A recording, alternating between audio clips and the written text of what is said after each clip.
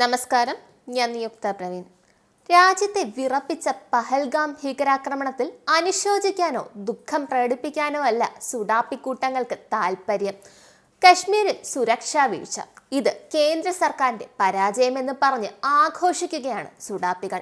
എന്നാൽ ഒരു ചോദ്യം, കുറച്ച് മാസം മുമ്പ് വരെ കശ്മീർ കേന്ദ്രഭരണ പ്രദേശമായിരുന്നു എന്ന കാര്യം എല്ലാവർക്കും അറിയാം.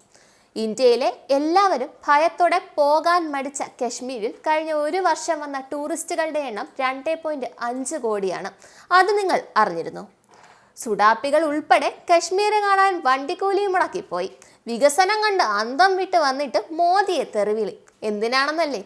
അസൂയ സഹിക്കാൻ വയ്യ. എന്നാൽ ഈ സമയത്ത് എന്തുകൊണ്ട് അവിടെ സുരക്ഷാ വീഴ്ചയുണ്ടായില്ല?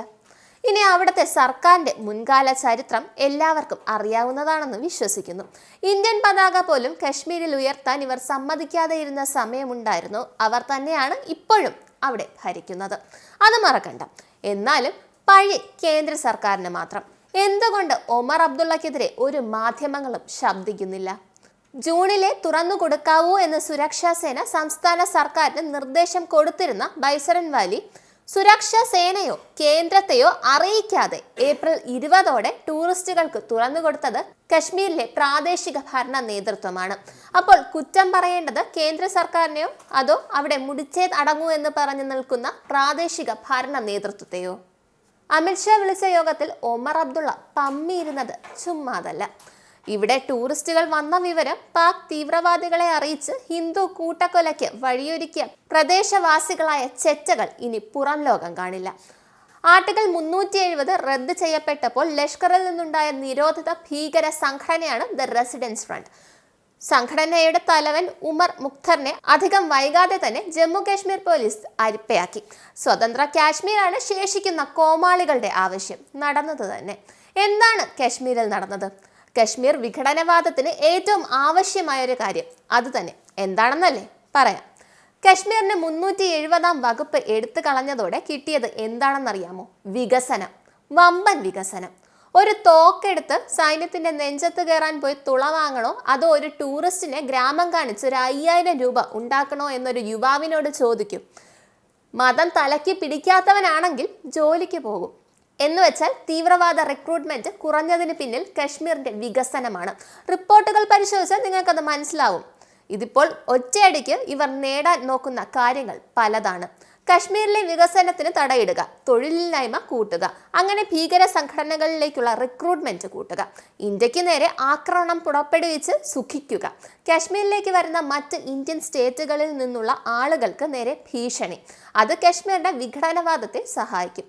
മുസ്ലിങ്ങളെ ഒഴിവാക്കിയത് ഒന്നുകിൽ മതത്തോടുള്ള സ്നേഹം കൊണ്ടാവാം, അല്ലെങ്കിൽ തീവ്രവാദം വളർത്താനാവാം. ഇതൊക്കെ തന്നെയാണ് അവർക്ക് വേണ്ടത്. അതിനു വേണ്ടിയായിരുന്നു ഈ ദുരന്തം അവർ സൃഷ്ടിച്ചത്.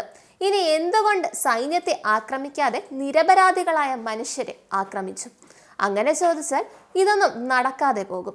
അവരുടെ ലക്ഷ്യങ്ങളെല്ലാം സൈന്യം തുരത്തും.